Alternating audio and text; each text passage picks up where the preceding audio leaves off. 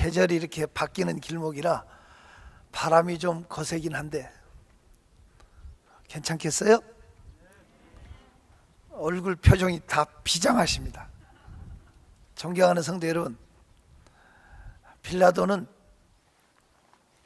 예수를 사형에 내어주고 십자가에 못 박게 한 후에 사람 제사장들과 사두개인 바리새인들, 그 사람들이 예수의 부활을 막기 위해서 무덤에 쳐놓고 돌로 맞고 인봉을 했다가 다 자기들 이름으로 한 사람만 인을 친 게 아니라 건들면 죽인다고.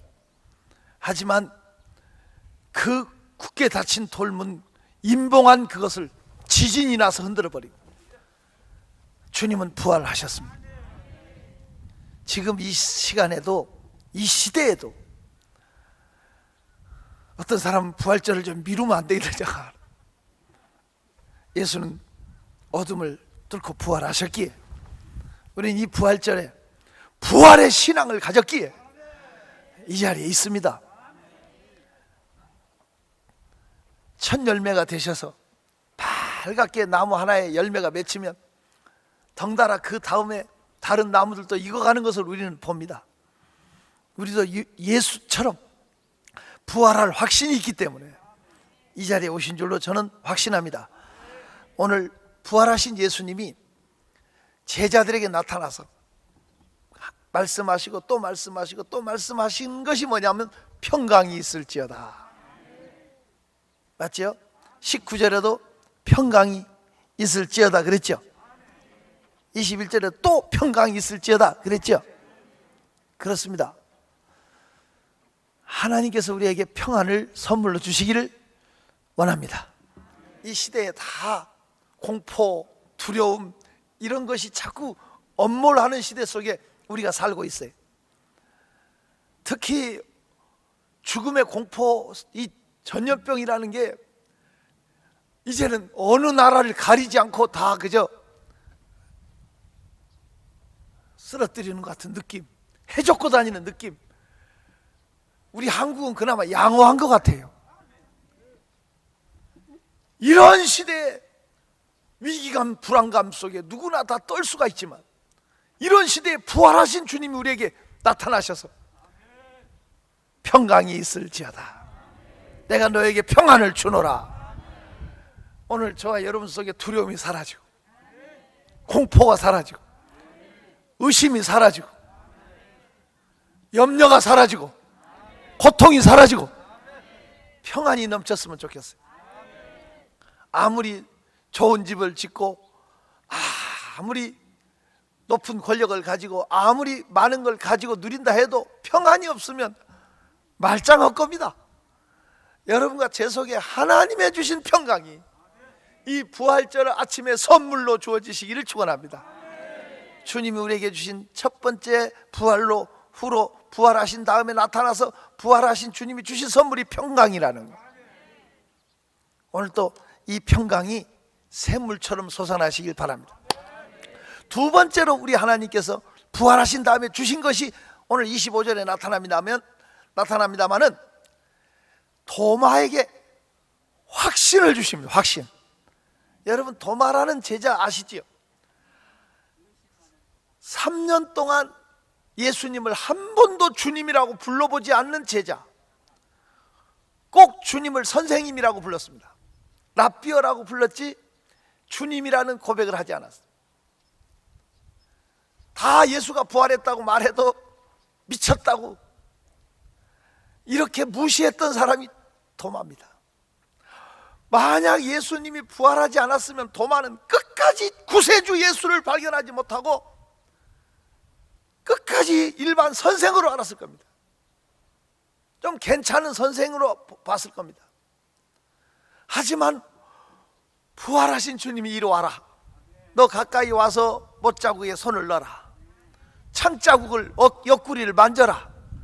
그리고 믿음 없는 자가 되지 말고 보고 믿는 자가 되라. 도마가 떨리는 발걸음으로 부활하신 주님의 몸을 만집니다. 창자국을 확인합니다. 그리고 그가 엎드려서 이렇게 고백합니다. 나의 주시요 나의 하나님이십니다라고 처음으로 나의 주시요 나의 하나님이라고 고백할 수 있는, 이게 부활의 선물입니다. 여러분, 예수님이 온갖 표적과 기적을 다 행하시고 3년 동안 제자들을 훈련시켰습니다.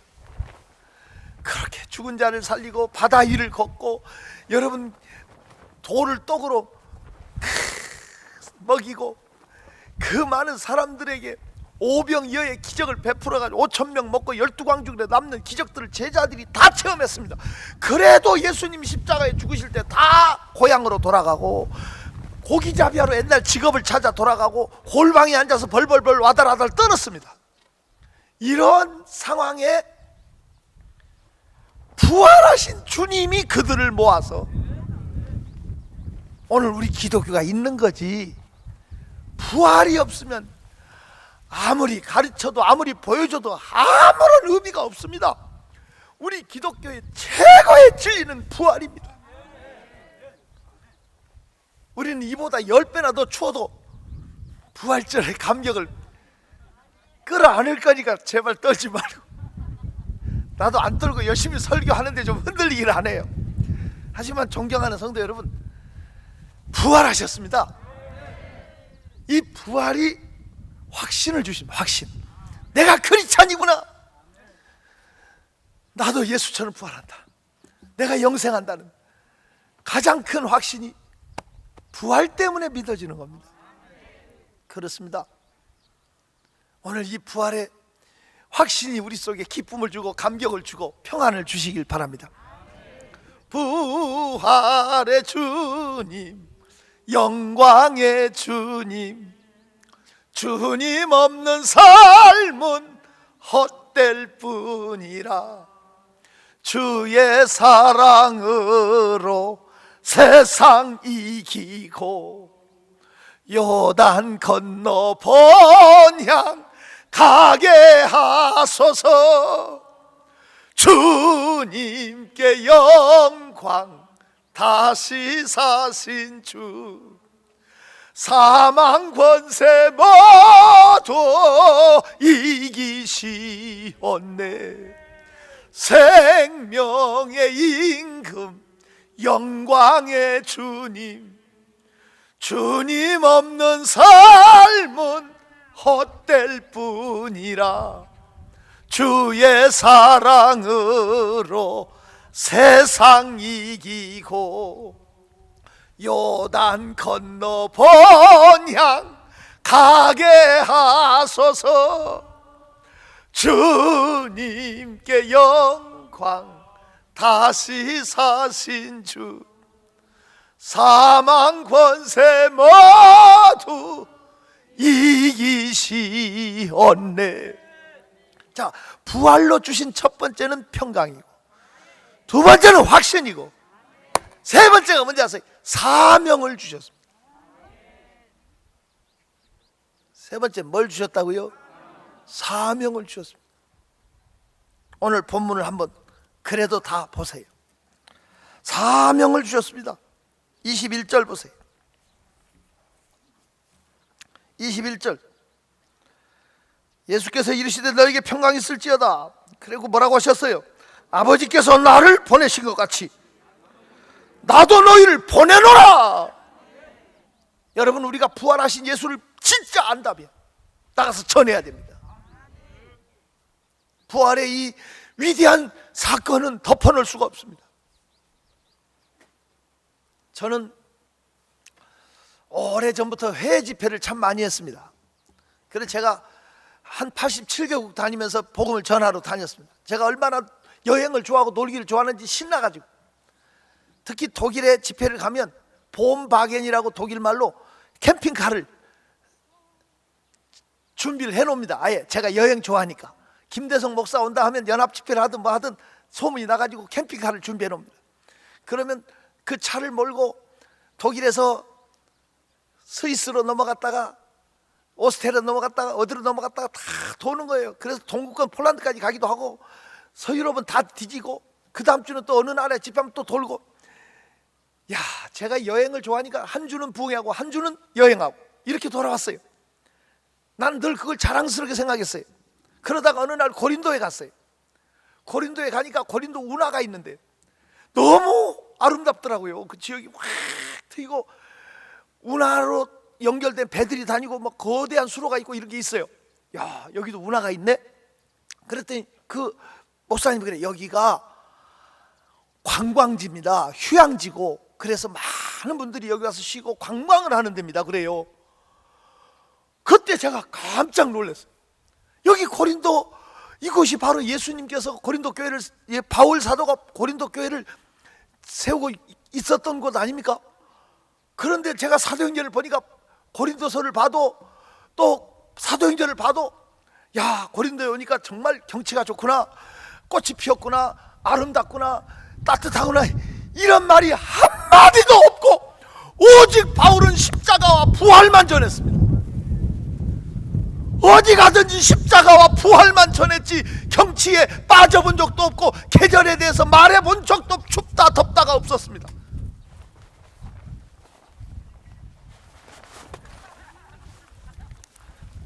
어떤 분이 예쁘게 이렇게 부활절 계란을 나한테 선물했어요.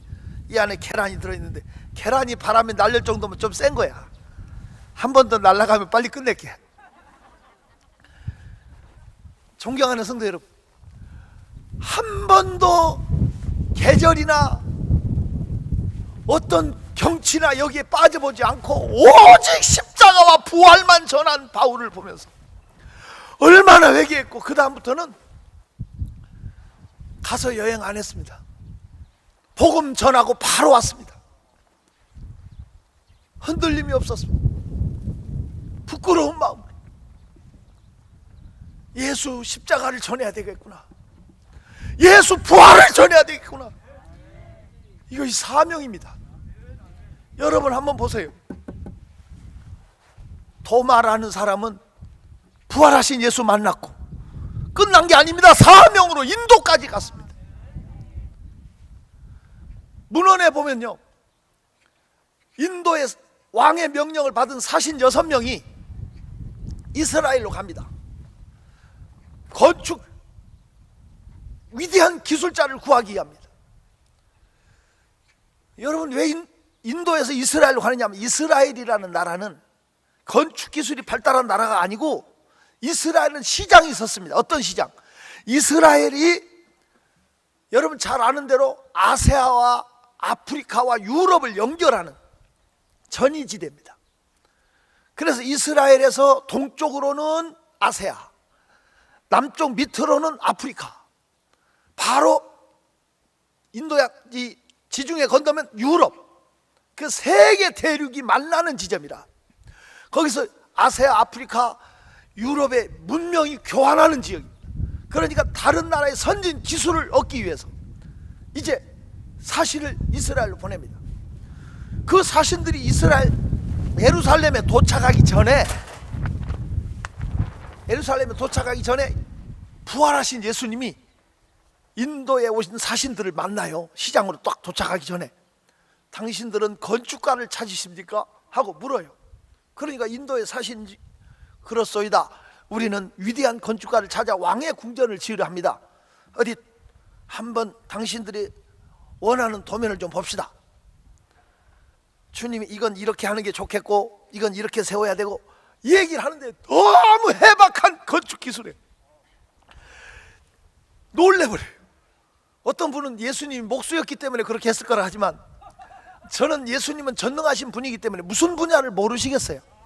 주님이 당신의 왕궁은 이렇게 저야 아름답습니다 얘기를 하니까 절을 해. 그들이 당신이 가서 우리의 왕궁을 지어준다면 당신은 귀족처럼 모실 거다. 왕이 당신을 최고로 대우할 거고 그만한 페이를 준다 얘기를 하니까, 얼마를 주겠소? 그러니까 지금 우리가 가져온 돈은 이걸 드리겠습니다. 그러니까 예수님이 그걸 받으시면서 이렇게 말해. 나는 갈 수 없지만 이보다 더 잘할 수 있는 내 제자가 있어. 그래서 도마를 보내. 도마는 건축의 건자도 몰라. 도마는 나는 못 갑니다 할 때, 예, 내가 너를 이미 팔았다. 그러니까 최초의 인신매매를 받은 사람은 도마야. 그래서 도마가 울며 겨자 먹기로 끌려갑니다.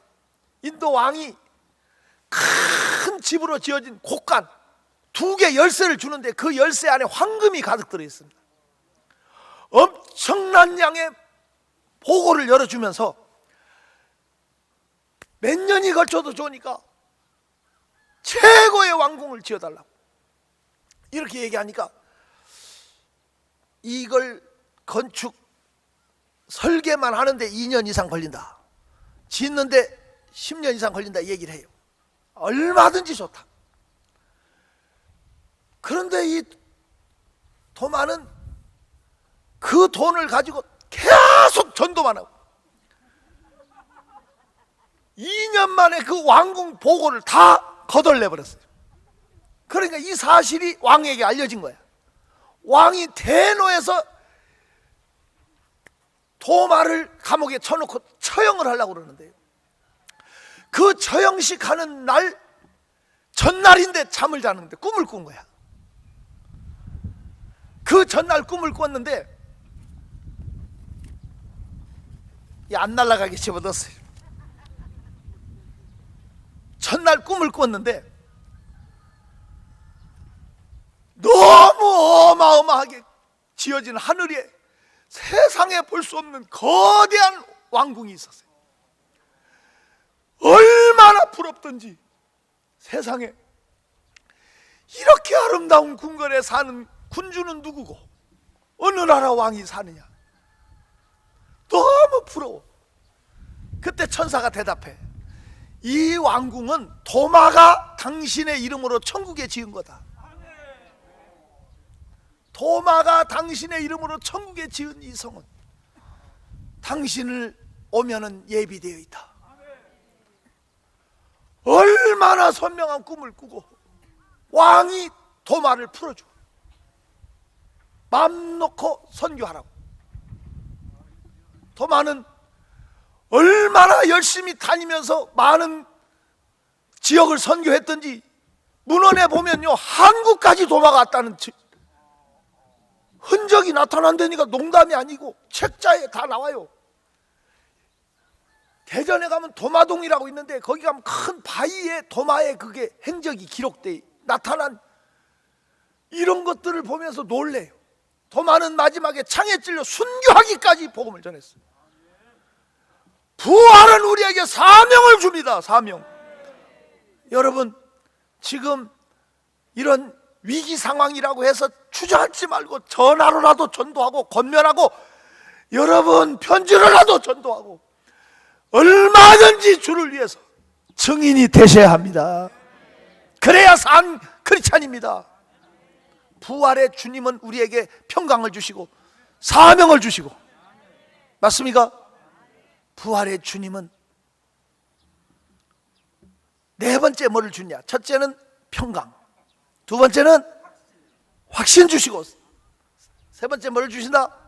사명을 주시고, 네 번째 하나만 더 하겠어요. 발라스를 마치겠어. 네 번째는 권세를 주십니다. 뭐를 주신다? 능력을 주셔. 권세, 권능을 주셔. 할 수 있는 힘을 주셔. 할 수 있는 건강을 주셔. 할 수 있는 지혜를 주셔. 할 수 있는 표적을 주셔. 이게 중요한 거예요. 권세를 주셔. 자, 한번 확인해요. 23절 23절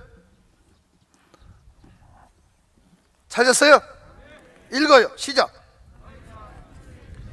큰 소리로 할렐루야. 너희가 누구 죄든지 사하면 사하여질 것이요, 누구 죄든지 그대로 두면 그대로 있으리라. 엄청난 권세를 주시면 온갖 표적을 행하되 죄사할 권세까지. 이걸 믿어지십니까? 여러분, 우리 교회 가장 많이 온 선교사 중에 임승훈 선교사라고 알죠? 기억하죠? 제가 25년 전에 우리 교단 선교부장으로 있으면서 선교지 시차를 다녔어요. 그 당시에 임승훈 선교사 선교지를 갔어요. 필리핀에 갔더니 보고를 하는데, 목사님, 저는 안양시청 공무원으로 있다가 그저 선교 사명을 받아서 선교 훈련만 받고 나왔습니다. 신유 은사도 받지 않고 그저 예수의 복음만 좋아서 왔는데 이상해요. 뭐가 이상해요? 딱 왔는데 거기에 추장이, 오늘 우리나라 치면 마을 이장 되는 분이 와가지고 자기 딸이 말라리아 항토병에 걸려 죽어가는데 와서 기도해달라고. 그거 할 수 없이 따라갔대요. 따라갔더니 가족들이 두른두른 서 있더래. 어디 있냐고 물어보니까 저쪽 별채를 가리키면서 헛강 같은데 가라고. 그럼 빨리 안내하라고 그랬더니 안 된대. 가면 옮긴다고. 병 옮겨 죽으니까 당신 혼자 가라고. 갑자기 그 병으로 이렇게 죽어가고 그 100% 거의 죽는데요. 그래 자기가 겁이 나더래. 그리고 자기는 신유은사 이런 걸 모르니까 그래도 안 갈 수가 없는 상황이 됐잖아. 할 수 없이 가서 기도를 했대. 그런데 치료가 됐대. 치료가 되니까 이 사람 저 사람 이제 막 소문나니까 환자들을 메고 오고 찾아오고 자기를 부르고, 그런데 하나님의 은혜로 치료된 거야 다. 그래서 선교센터도 짓고 태권도 신학교도 하고 막 이렇게 기반을 닦게 된 보고를 하는 거야. 그럼 이상하대. 여러분 보세요. 복음을 들고 우리가 사명을 가지고 나가면 하나님이 함께 하셔. 나가면 권세를 주셔. 이거 나도 몰라요. 깜짝 놀랐어요. 한 22년 전 얘기인데, 제가 청주시에서, 청주라고 하는 청주시에서 연합 집회를 하는데 많은 교회, 많은 성도들이 와서 제가 설교를 했어요. 예배를 드리고 그 설교를 하고 끝나고 나니까 목사님들끼리 남아서 식사를 하는데, 어느 목사님 어떻게 아세요? 날더러 뭘요? 우리 교회 집사가 담배값을 넣고 왔는데 담배 끊어 하면서 우리 집사를 딱 가르쳐. 그러니까 옆에서 또 따르면 맞아 우리 술꾼 초신자대로 왔는데 목사님 술 얘기하면서 우리 집사를 가르쳤어, 우리 성도를 가르쳤어 하니까 다들 막 이구동성으로 이런저런 얘기를 해요. 나 몰라. 진짜 하나님이 하시는 거예요. 하나님이. 제가 이렇게 수없이 많은 곳을 다니면서 하나님의 손길을 봅니다. 제가 하는 게 아니라 하나님이 하시고, 이 시간도 말씀을 이끌어 가시는 분이 하나님이라는 걸 나는 알아요. 존경하는 성도 여러분, 우리가 주의 사명 가지고 나갈 때 권세를 주세요. 그러니까 제발 망각하지 말고 복음 전한 일을 했어요. 내가 주의 일하면 주님 내 일 해요. 부활로 얻는 이 하나님의 선물입니다. 권세 능력을 주십니다. 나머지는 몇 가지 더 있는데 존말로 할 때 저녁에 와서 들어. 거리두기 해야 되니까 실내에서 하니까 많이 오면 안 돼. 믿음 죽은 사람들 오지 마, 제발. 아무튼 그래도 집에서라도 듣고 우리 한번 부활의 증인이 됩시다. 이제 부활절부터는 예배도 회복돼야 돼. 이래도 욕먹고 저래도 욕먹는 거. 우리는 욕먹음 속에서 믿음이 크는 거예요. 비바람이 갈 길 막아도 눈보라가 앞길을 막아도 가야 된다고 찬양했던 사람들이 어느새 조금만 일 있어 고개 푹 숙이고 자라대가리처럼 푹 들어가 버리. 옆에 사람 인사하지 말고 눈 인사만 해. 부활신앙 좀 갖고 삽시다 하고 속으로. 부활신앙으로 삽시다 여러분. 부활신앙. 기도합시다. 하나님 아버지 감사합니다. 20년도 부활절 우리가 하나님의 집에 있게 하시니 감사합니다. 예배할 수 있어서 찬양합니다. 영광 받으시옵소서. 예수 이름으로 기도 올립니다.